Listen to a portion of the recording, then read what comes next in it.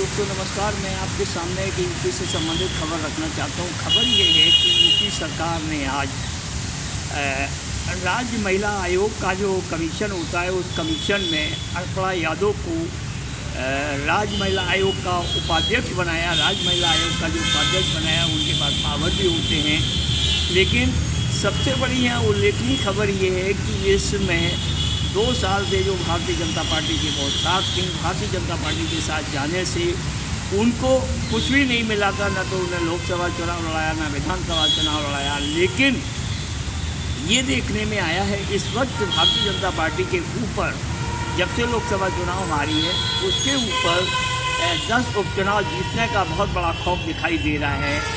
कि ऐसा भी सुनने में आया, खबरें आ रही हैं कि अर्पणा यादव धीरे धीरे उनकी नज़दीकी समाजवादी पार्टी से बढ़ती जा रही थी। समाजवादी पार्टी से बढ़ने का तो कोई ज़्यादा विशेष महत्व नहीं है, क्योंकि वो उस परिवार की हैं। उनकी जो राजनीतिक स्थिति है, उनकी जो राजनीतिक मतलब एक राजनीतिक दमखम है, वो स्वर्गीय मुलायम सिंह यादव जी के कारण ही है। क्योंकि उनके ऊपर जो ठप्पा लगा वो स्वर्गीय मुलायम सिंह यादव की पुत्रवधू हैं, और इस वजह से उनको राजनीतिक हलकों में लिया जाता है। अन्यथा उनकी राजनीतिक एब्सेंस कुछ नहीं है, क्योंकि न तो वो किसी हाउस की मेंबर नहीं, न वो किसी सदन की मेंबर नहीं, न वो किसी पंचायत वगैरह कोई उन्होंने चुनाव नहीं लड़ा। लेकिन लखनऊ कैंट से एक बार विधानसभा का चुनाव लड़ी हैं, वो भी वो हार गई हैं। लेकिन उनके बनाए जाने से अध्यक्ष के साथ साथ उनके साथ एक मेरठ के चारू चौधरी को भी बनाया है उपाध्यक्ष। जो उपाध्यक्ष हैं,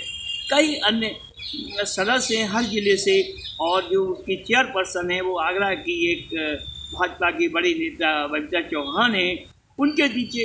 लेकिन उनसे ये खूब मंजर जो दिखाई दिया, एक खौफ दिखाई दिया उपचुनाव का, वो राज्य सरकार ने, भारतीय जनता पार्टी ने एक अर्पणा यादव के मार्फत यादव वोट साधने की कोशिश की है।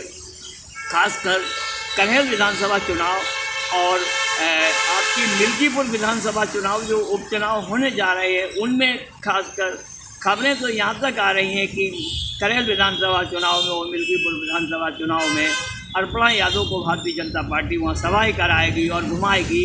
अब देखना होगा अर्पणा यादव उनकी झोली में कितना यादव वोट डाल पाती है, कितना नहीं डाल पाती है। लेकिन सूत्र बता रहे हैं, जहाँ तक सूत्र क्या है, जानकार लोग कह रहे हैं और जनता में ये राय है कि अर्पणा यादव को यादव मानने के लिए वो तैयार नहीं है, क्योंकि उनकी सारी बैकग्राउंड, राजनीतिक बैकग्राउंड सबको पता है। अब भारतीय जनता पार्टी उनको कितना कैश पकड़ाएगी, लेकिन भारतीय जनता पार्टी ने जो कि ट्रम्प कार्ड खेला है, आखिर वो इसमें कितना कामयाब होती है या नहीं होती है, ये तो आने वाला समय ही बताएगा। और अगर वो नहीं बनाते, ये भी खबरें आ रही थी, अगर वो अर्पणा यादव को नहीं बनाते तो वो अभी जाने वाली थी समाजवादी पार्टी में। उनकी जो समाजवादी पार्टी के महासचिव और नेता, विधानसभा में जो नेता भी हैं वो और कद्दावर नेता हैं समाजवादी पार्टी के, शिवपाल सिंह यादव से वो मिली थी। शिवपाल सिंह यादव उनकी पैरवी भी कर रहे थे।